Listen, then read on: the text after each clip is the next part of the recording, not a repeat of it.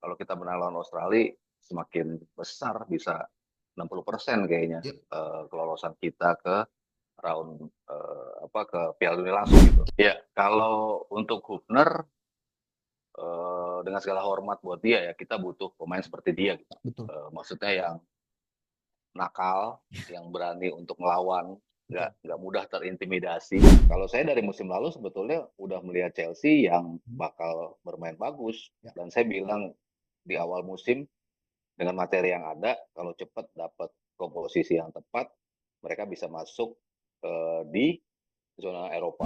Musim kemarin orang selalu mengejek Nicholas Jackson, tapi kan dia musim debutnya lebih tajam dari Drogba loh. Dia 17 gol sementara Drogba 15 gol gitu. Oke, Ya, teman-teman sekalian, kali ini saya mendatangkan seorang tamu yang istimewa, yang kalian juga pasti tahu siapa beliau.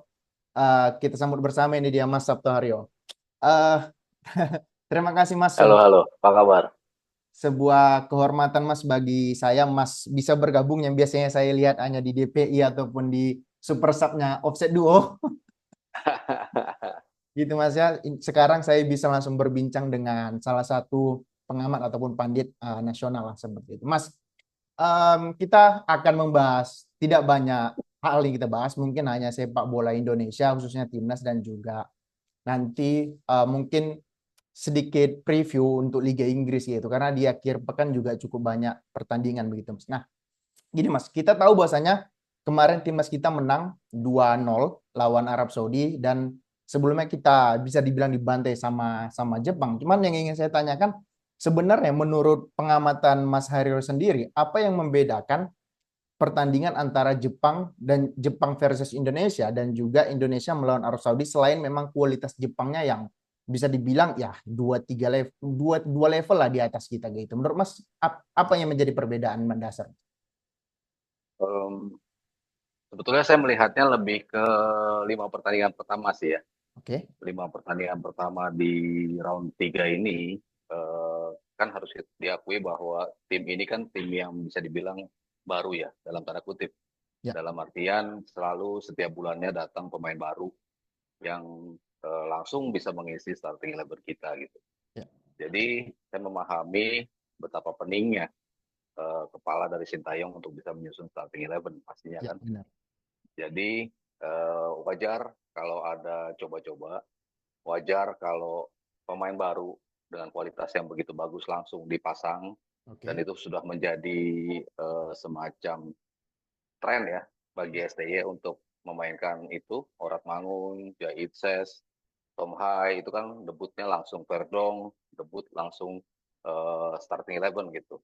Dan di round 3 jelas Martin Pas seperti itu. Lalu kita lihat juga Hilhers juga jadi starting eleven, dan terakhir Kevin Dix. Ya, Jadi eh, ketika orang mengatakan bahwa laga melawan Cina adalah coba-coba yang lebih ke arah negatif ya. ya. Kalau saya sih melihatnya Sintayong sih sebetulnya tidak pernah meremehkan, tidak Oke. pernah melihat timnya kayaknya dengan kekuatan segini kita bisa nih lawan Cina. Enggak. Tapi harus diakui di laga itu Cinanya betul-betul justru outsmart STY dari sisi strategi. Ya, Yang kita pikir Cina akan tampil offense, tapi mereka justru defense. Mereka tampil kayak kita. ya, Sementara kita harus lebih ngebongkar pertahanan. Jadi butuh 5 pertandingan, dan gongnya adalah pertandingan melawan Jepang, ya. di mana kita akhirnya bisa melihat betapa banyak sekali lubang-lubang yang bisa diekspos di lini pertahanan kita. Dan Jepang tadi Wahid bilang 2 level di atas kita, ya mereka bisa manfaatin kecil ruang yang cukup buat mereka untuk memberi chance, dan akhirnya berbuah gol. Dan untungnya kita dibantai 4-0, karena kita jadi tahu Ya, kita jarak antar pemain yang terlalu jauh, lalu transisinya terlalu terlambat, kalau kita terlalu deep di belakang. ya. Jadi itu yang akhirnya dalam 5 pertandingan ke belakang itu bisa dijadikan Sintayong sebagai modal untuk masuk ke round 2-nya nih. Untuk kan lima laga lagi kan. Ya. 5 laga pertama, lalu 5 laga kedua. Dimulai dengan pertandingan melawan Arab Saudi. Ya. Ditambah lagi Arab Saudinya, ya kita jelas harus menang. Karena target tambahan 9 poin kan tiga-tiganya yang di home. Ya. kita bicara Arab, Bahrain dan juga China. Jadi ya satu lagi dari sisi kengototan, di mana kita wajib mendapatkan 3 poin, itu akhirnya tereksekusi. Tapi dari game plan, Ya.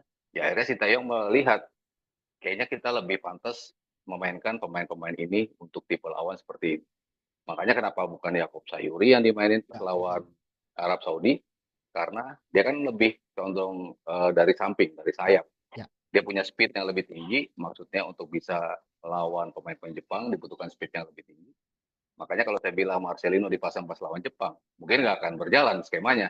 Ya. Karena Jepang tidak akan terpancing dengan gaya Marcelino. Tapi Arab Saudi ya pilihan pemainnya sudah tepat, gaya bermainnya sudah tepat, dan lubang-lubang yang tadinya bisa dibilang menganga pas lawan Jepang, akhirnya bisa tertutupi dengan begitu rapi, dengan pressing yang bagus, posisi antar pemain yang tidak terlalu jauh, dan semuanya bisa tereksekusi. Jadi yang penting adalah eksekusi di atas lapangan ya. Ketika orang berbicara materinya harus seperti ini. Ketika orang bicara skemanya harus seperti ini. Tapi kalau eksekusinya nggak benar, eksekusinya nggak sempurna, ya nggak akan jadi itu barang gitu ya. Ya, betul. Tapi ketika eksekusinya sempurna, baru kelihatan dan kita akhirnya mendapatkan 3 poin karena skemanya sudah betul. Dari 5 pertandingan skemanya memang seperti ini terus.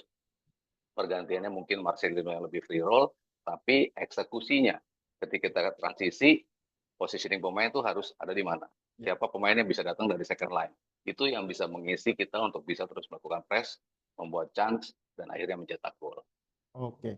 Ya, saya sangat sepakat dengan apa yang Mas Aryo bilang, yang sangat kentara menurut saya, karena kita sering nonton Liga Inggris, Spanyol, dan juga mungkin Italia gitu. Yang kentara pada saat Indonesia melawan Jepang adalah ruang antar lini kita yang sering diekspos sama pemain Jepang kayak gitu kan. Salah satunya adalah Endo yang sering melakukan umpan progresif. Padahal ya Mas tahu sendiri di Liverpool Endo jarang sekali karena Mas fans Liverpool jarang memberikan umpan progresif kan. Mas Aryo juga sering nyentil Endo. Endo ini berbeda dengan Gravenberch yang dapat bola langsung ke depan. Tapi kalau Endo ya kiri kanan belakang masih ya linglung lah bisa kita bilang kayak gitu kan. Saya sangat sepakat dengan itu. Nah, yang selanjutnya kan yang menjadi masalah sedikit untuk kita adalah absennya 2 pemain pilar kita, bisa dibilang Hubner dan juga Ragnar. Itu pemain yang selalu dimainkan sama Sintayong apabila mereka fit dan tidak ada halangan untuk bermain gitu. Nah, mungkin ya kalau bicara siapa penggantinya, Mas Aryo mungkin sudah sering bahas ini di DPI ataupun di Offset Duo gitu. Yang ingin saya tanyakan adalah seberapa penting sebenarnya peran Hubner dan juga Ragnar ini, dan apakah ketidakhadiran mereka bisa mengganggu sistem yang sudah dibangun sama Sintayong ini? Karena kalau saya mencatat kita akan away dulu kan ke Australia, setelah itu baru kita Bahrain di GBK kan. Menurut Mas, apakah memang ini akan mengganggu sistem bermain atau cara bermain kita di bawah Sintayong dengan ketidakhadiran kedua pemain yang sangat kita andalkan ini, Mas? Gimana opini Mas? Ya, kalau untuk Hubner, dengan segala hormat buat dia ya, kita butuh pemain seperti dia. Gitu. Maksudnya yang nakal, yang berani untuk melawan, nggak mudah terintimidasi, dan pemain-pemain yang Badung seperti itu kan memang kita butuhkan. Gitu. Ya, betul. Cuman banyak pemain yang akhirnya didatangkan Sintayong di lini belakang, akhirnya menjawab kenapa kok yang datang pemain belakang terus nih. Karena memang STY kan maunya semua startnya dari defense yang bagus, defense yang rapi, baru kita mikir progression ke depannya. Gitu. Nah, materi-materi yang datang tuh sebetulnya bisa mengisi posisi yang ditinggalkan oleh Hubner. Kita bicara, ya Jordi Amat pun masih bisa lah di posisi itu, walaupun memang sudah lebih lambat ya. Tapi kita masih punya Max Hilgers, kita masih punya Kevin Dix yang bisa dimainin di situ. Kalau terpaksa pun seperti di U23, Nathan Choaon pun bisa tampil di posisi itu. Jadi sebetulnya banyak sekali pilihan untuk mengganti Hubner tanpa harus mengganggu kesolidan di lini belakang. Emang chemistry-nya yang paling bagus adalah Hubner, Jai, sama Rido. Karena mereka ketika bermain berbarengan tuh enak banget gitu kayak chemistry-nya. Tapi bukan berarti bersama Hilgers atau nanti Kevin Dix yang bermain itu akan jomplang banget. Enggak. Jadi saya melihat tidak adanya Hubner masih bisa diisi tanpa kehilangan ruh ya dari tim. Tapi kalau untuk Ragnar, mungkin agak sedikit PR ya, Ya, karena ini kan pemain yang tadi Wais bilang tak tergantikan, ya, dalam artian semua gol pun datang dari dia. Dia salah satu top scorer kita. ya, Eh, Keganasan dia ya untuk bisa melakukan pressing, memaksa lawan untuk akhirnya kehilangan bola sehingga kita dapat transisi menjadi pemain depan tapi sekaligus back dalam tanda kutip yang bisa menjadi eh, back pertama kita gitu ya, lini pertahanan kita di lini depan, dan juga kemampuan dia untuk bisa berada di posisi manapun gitu, ditaruh dari kiri sama-sama membahayakan ya, dia bisa masuk, dia punya kecepatan, ditaruh gantung di tengah bisa juga menjadi ya, pemain yang bisa menerima umpan gitu. Jadi agak sedikit PR sih untuk ya, menggantikan Ragnar kalau kita bicara sistem yang sudah selama ini dibangun, karena kan yang nggak pernah diganti kan Ragnar sama Strike ya, ya, betul. tapi satu lagi kan selalu dirotasi tuh, bisa Ya, Malik Saldi waktu itu, bisa Sayuri lah, bisa Marcelino, bisa Witan, siapapun bisa dimainkan di posisi kanannya. Tapi ya ketika dia nggak bermain dalam satu pertandingan, mungkin yang harapan saya sih ya Ole udah bisa main ya. ya, Mungkin amin. itu yang paling Ya, ya, paling semoga. Betul, betul. paling enak atau paling masuk yang paling pas tuh kalau Ole Romani sudah bisa Ya, tampil di posisi itu. Dia bisa tampil sebagai wing yang masuk, dia bisa tampil juga sebagai number 9. Jadi posisi Ragnar tuh secara natural harusnya bisa digantikan oleh Ole. ya, Tapi kalau nggak ada Ole, ya berarti kita harus uh, berpikir ekstra juga ya, siapa yang akan ditaruh di situ, apakah Lino akan kembali dijadikan seorang number 10, lalu si Strike masuk dari kiri, lalu Witan yang datang dari sisi kanan ataupun Sayuri, itu ya bisa menjadi opsi juga ya, ya, sebetulnya. Dan kita kan juga masih punya Eleanor Renders ya. yang kita belum Oh tahu iya, sisi benar, positif benar. dia dari sisi ofensifnya. Ya, Kita kan selalu melihat dia dari sisi defensif karena ketika diganti di babak kedua dia tampilnya lebih defensif gitu. Tapi kita belum lihat atribut ofensnya dia. Bisa juga ditaruh Eleanor Renders di posisi itu. Jadi ya adalah beberapa opsi walaupun mungkin tidak apple to apple bisa menggantikan Ragnar Orotmangun. oke. Iya benar sih. Sebenarnya kalau kalau kita melihat squad kita yang ada di belakang seperti Mas bilang ya, kalau bahasaku mungkin di belakang kita udah sangat sesak gitu. Di belakang kita kita bisa bentuk satu tim dengan pemain belakang semua. Kasarnya kan kayak gitu kan. Ya, Apalagi ya, dengan ketidakhadiran Hubner sebenarnya masih bisa ditutup dengan ya Verdong juga kan sering ditarik ke dalam kan sama Sintayong ya kan bisa. jadi tiga back ya gitu kan. Oke. Nah, dengan kondisi sekarang timnas kita diuntungkan Mas. Kita sangat berbahagia dengan peringkat 3 di kualifikasi ini. Nah, menurut Mas apakah kita lawan Australia harus ngegas kah atau nahan-nahan dulu deh? Ya udah kayak gitu. Yang penting kita dapat seri aja. Udah atau kita ya udah gas aja, udah kepalang tanggung peringkat 3 nih kayak gitu kan. Udah kepalang tanggung peringkat 3 nih. Menurut Mas gimana idealnya sebenarnya kita melawan Australia kayak gitu? Iya, sebetulnya ini bisa menjadi penentu juga ya Ya, dari berhasil enggaknya kita lolos langsung ya, sebagai runner up gitu. Kalau kita menang lawan Australia semakin besar, bisa 60% kayaknya ya, kelolosan kita ke round ke Piala Dunia langsung gitu. ya, Jadi kalau based on apa yang dimainkan melawan Arab Saudi, kita berani ngegas dari awal, kita yakin kalau kita ngegas kita bisa cetak gol dan bisa dapat poin. Kayaknya pendekatan seperti itu yang harus kembali dimainkan gitu. Eh, Kemarin kan masih ngebaca-ngebaca ya, ya. Sintayong Australia mainnya kayak apa sih ketika kita tampil di Jakarta gitu. Kita Hmm, berani offense dulu, ketika kita dapat dua chance di awal, tapi selebihnya Australia betul-betul menggempur kita. hmm. Kayaknya kita nggak punya jawaban gitu terhadap pergerakan Australia. Tapi makin ke sini kok saya tidak melihat Australia yang semengerikan itu Ya, juga. Artinya masih sama lah levelnya sama Arab Saudi. Bahkan Arab Saudi sempat hampir menang ya ya, ketika bertandang ke sana. Lalu sama Bahrain, sama China sebetulnya eh, nggak sejauh itulah kualitas Australia. Nah, sementara kalau Jepang ya udahlah, udah jauh banget kualitas dia gitu. Cuma Australia ya harusnya kita bisa melakukan pendekatan yang mindsetnya harus menang karena bukan bukan di awang-awang gitu, bukan kita ngarang-ngarang kita bisa menang lawan Australia, karena kita memang bisa kalau kita lihat dari gaya bermain yang kemarin. Makanya saya suka dari game lawan Arab, ya kita udah punya pakem nih, lo harus bermainnya ya seperti ini. ya. dengan segala macam pressing yang lo buat, lalu skema juga yang berjalan mau seperti apa, jarak antar pemain tadi yang selalu saya bilang tidak terlalu jauh, Ya, second line-nya selalu bisa ngebantu, third line yang harus bisa menutup ketika ada sebuah transisi. Kalau pakem itu bisa dipertahankan, ya 3 lawan berikut, Australia, Bahrain, dan China, kita punya peluang sebetulnya untuk ya. bisa menang. Makanya saya memilih untuk ngegas sih lawan Australia. Oke, ya benar sih. Apalagi yang sudah Mas dan juga teman-teman pandit lain bilang bahwasanya Australia sekarang bukan Australia yang dulu yang kita tahu ada Harry Kewell, ada Viduka, ada Cahill gitu kan, Iya, bukan iya, bukan betul. lagi generasi itu. Sementara Indonesia sekarang ya walaupun dengan pemain diaspora, which is mereka orang Indonesia udah kayak gitu kan, kita sudah bisa Hmm, dibilang ya kalau ibaratnya kita masuk lapangan udah nggak dengan kepala tertunduk lagi gitu. Kita udah bisa kepala hmm, tegak kayak gitu kan.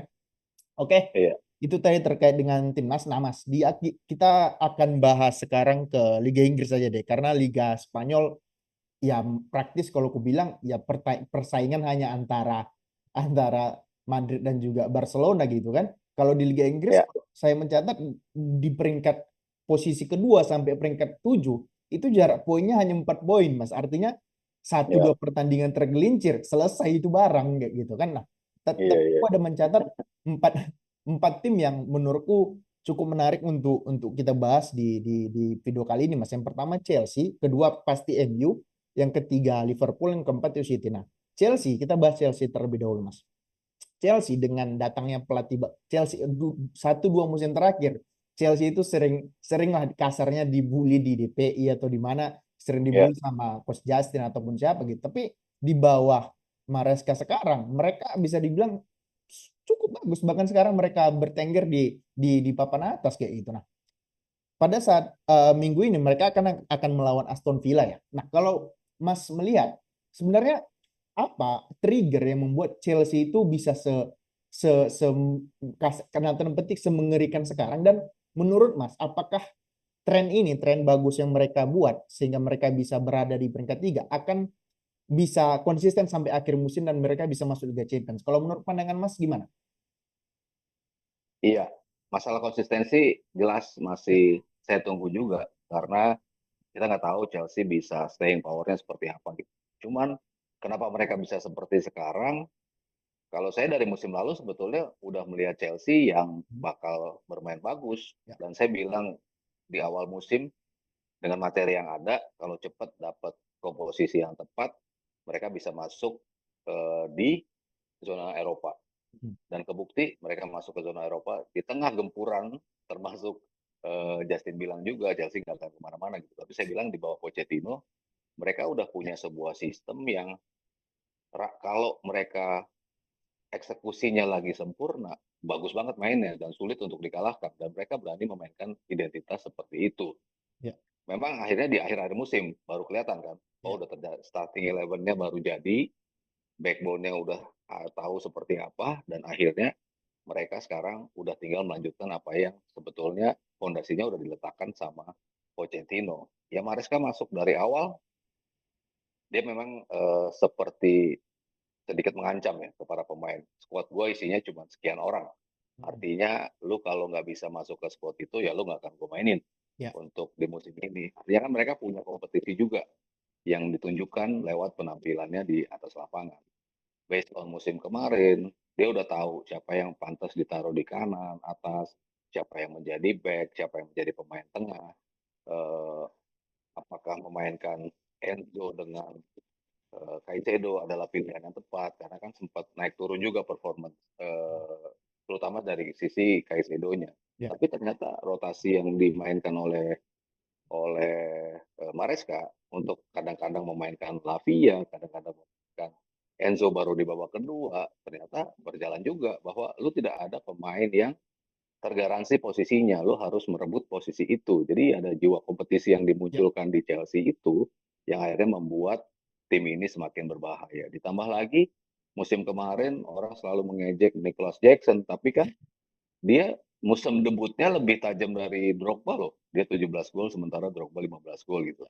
Dan orang melihatnya kan sebagai pemain yang terlalu banyak kebuang peluang gitu. Tapi secara tidak fair menilai pemain ini yang dari golnya nggak dihitung gitu. Padahal golnya kan banyak juga. Dan sekarang dia mulai nunjukin peluangnya udah mulai menjadi gol gitu yang Ya, tadinya sebenarnya terbuang sekarang bisa menjadi gol. Dan orang yang bisa mendapatkan peluang artinya kan orang yang bisa mencari posisi dengan sempurna. ya. Orang yang bisa tahu temennya akan ngoper kemana, dia harus ada di situ. Tinggal eksekusinya di musim kemarin memang belum sempurna sehingga perjalanannya tidak eh, apa tidak stabil ya. Ya, Sekarang di musim ini mulai kelihatan itu. Cuman ya harus kita lihat ketika nanti Desember masuk festive season, ya. ketika masuk di Januari, nah ini masih bisa nggak nih mereka mempertahankan itu. Kalau lewat itu, artinya ya memang project Todd Bowley dengan membeli pemain-pemain yang tadinya dianggap biasa-biasa aja, ternyata works gitu kan Iya, iya, di iya. bawah pelatih-pelatih yang tepat. Oke, benar sih sebenarnya yang saya juga memperhatikan dari 1-2 musim terakhir, Mas selalu bilang ya, Mas selalu bilang di DPI bilang bahwasanya ya saya percaya Chelsea ini akan ya meroket dan tanda petik meroket gitu. Banyak orang yang nggak Iya, percaya. Saya cukup perhatikan, saya juga apa benar ya analisis Mas Mas Haryo gitu dengan skuad yang sekarang dengan ya bukan Chelsea yang kita kenal pada zaman-zaman sebelumnya gitu kan. Cuma pada musim ini iya, bener juga ternyata gitu kan. Bener dalam artian ya mereka mendatangkan pelatih yang awalnya diremehkan dan bisa dibilang bermainnya ya lebih bagus dari pelatih sebelumnya kayak gitu kan. Oke. Ya seperti yang Mas bilang juga sih konsistensi masih menjadi tantangan bagi bukan hanya Chelsea, iya. bagi semua tim yang ada di Premier League kayak gitu. Oke. Nah, itu Chelsea Mang. Nah, sekarang kita bahas MU dulu. MU ini menjadi komoditas panas dalam satu musim dalam 1 bulan terakhir gitu kan, dimulai dari pemecatan, interim, kemudian penunjukan Amorim kayak gitu. Nah, memang nggak fair kita menilai bahwasanya satu match bisa ngejudge Amorim kayak gitu. Um, Bahkan saya sepakat dengan apa yang dikatakan Mas Hairo di Offset 2 kemarin bahwasanya ya lebih layak Ipswich yang menang berdasarkan peluang yang mereka raih pada saat MU imbang lawan Ipswich gitu kan. Cuman kalau yang ingin saya tanyakan Mas, menurut Mas ya bisa dibilang best ini analisis Mas aja sih. Misalnya maksud saya menurut Mas apakah sistem 3-4-3-nya Amorim ini bisa dibuat di MU atau dari match kemarin udah kelihatan nah pemain ini udah ogah-ogahan aja mau main 4-3-3, 3-4-3 memang pemainnya aja yang ngeyel nggak mau ngikutin pelatih. Menurut Mas sebenarnya gimana kayak gitu dengan Amorim MU ini gitu Mas? Ini pelatih yang lumayan berani ya.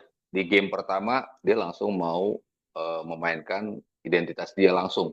3-4-3, gue main seperti ini, lo harus ngikutin gue. Itu something yang untuk pelatih baru megang MU sebetulnya agak agak terlalu berani kalau menurut saya gitu ya. Kalau kita bicara Nistelrooy, Hmm.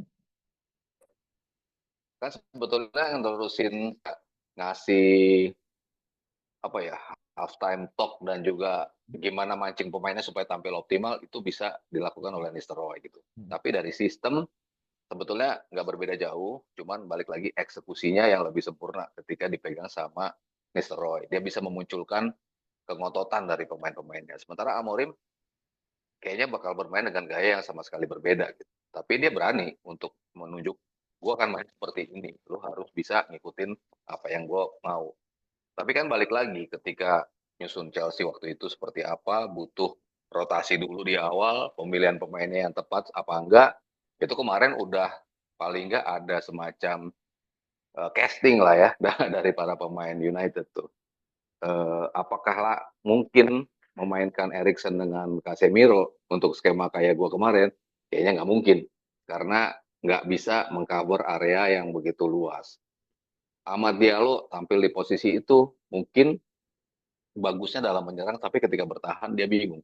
Akhirnya ketika sering turun naik, akhirnya kehabisan energi juga karena dia belum biasa untuk memainkan skema yang lo harus nyerang tapi bantu bertahan. Tapi kalau dua gelandang bertahannya bisa nutup ruang yang ditinggalkan dia lo, mungkin nantinya Ugarte, mungkin nantinya Maino, mungkin akan lebih sempurna eksekusi plan dari Amorim itu. Lalu di sisi kiri, siapa yang nanti akan memainkan gaya yang sama juga?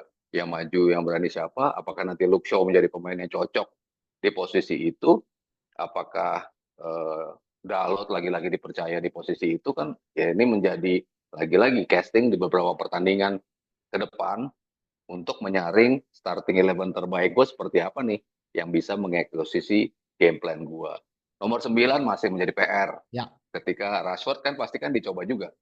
Mungkin dia bagus dari sisi insting dia insting ya. untuk mencium bola gitu kan. Tapi begitu dia harus involve sama sistemnya ini, jadi kayak orang jalan sore kan, yang selalu dibilang Panji kan jalan aja, Ya, ya, jarang betul betul. jarang ngebantu teman-temannya. Nah, itu juga menjadi PR lagi nih untuk memilih nomor 9 yang paling tepat siapa, winger yang paling tepat siapa, dan juga dua gelandang bertahannya nanti siapa. Dan rotasi di depan mereka nanti ada si Garnacho, nanti Ya, mungkin Mason Mount akan juga dicoba di posisi itu. Posisi terbaiknya Bruno Fernandes itu di mana? Mungkin nanti akan terjawab dengan beberapa game ke depan dengan skema yang dimainkan oleh Amorim.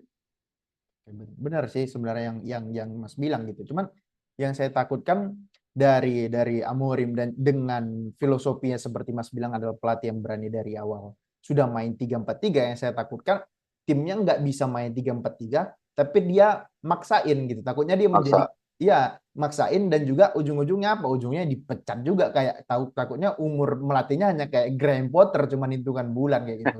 Kan itu yang terjadi. Takutnya dia maksa dan ya udah ini sistem saya, kalau Anda nggak mau ikut ya udah Anda saya bangku cadangan. Nah itu kan yang nggak bagus untuk apa ya, untuk ruang ganti juga untuk dia nggak bagus kayak gitu. Oke Mas. Saya rasa itu MU yang perlu kita bahas tentang MU. Nah, selanjutnya laga big match ini akan tersaji Liverpool lawan Manchester City gitu kan. Nah, Ya. satu tim sedang ya enjoy the moment kalau kata Coach. Satu lagi City sedang dalam masa terombang-ambing nih, bukan nggak jelas apa ya bahasanya, masih mencari pakem terbaik dengan banyaknya cedera pemain, dan juga Erling Haaland yang dalam beberapa pertandingan terakhir seperti nggak mendapatkan, bukan nggak mendapatkan, kehilangan sentuhannya untuk mencetak gol, terutama pada saat lawan Spurs. Dia kan bisa dibilang cukup banyak buang peluang. Nah, kalau menurut analisis Mas nih, gimana prediksi jalannya pertandingan nanti Liverpool lawan City? Siapa yang akan lebih dominan? Atau saya nggak tanya menang atau kalah gitu. Cuman menurut Mas siapa yang akan lebih dominan kayak gitu di antara mereka berdua nanti di akhir pekan nanti, Mas? Kayaknya kita melihat Liverpool yang musim ini kepercayaan dirinya tinggi banget ya. Bener-bener. Mereka memainkan gaya campuran dari gayanya Klopp dan juga sentuhan beberapa dari Arne Slot, terutama dari sisi pressing mereka yang makin oke sih di musim ini gitu. Mereka pressingnya bagus, lalu transisi yang makin luar biasa gitu. Ya, Semua bisa involve. Kita lihat Bradley di pertandingan Champions League luar biasa luar pas lawan biasa. Madrid. Wow, wow, ini pemain masih muda tapi ngantongin Mbappe ya. Iya betul. Dalam beberapa Ya, kesempatan ya. Mbappe nggak bisa lewat dari sisi dia. Padahal ketika preview saya bilang wah ini salah satu lini yang kalau nggak ada tren bahaya juga nih. Si Mbappe bisa masuk dari situ. Tapi ternyata kepercayaan diri itu nular ke semua pemain gitu. Ya. Semua berani mengeksekusi game plan dia. Rotasi-rotasi terus yang diganti di tengah. Yang kita pikir tadinya Soboslai, McAllister sama Gravenberch untouchable, ternyata bisa juga tuh Ya. diputar-putar.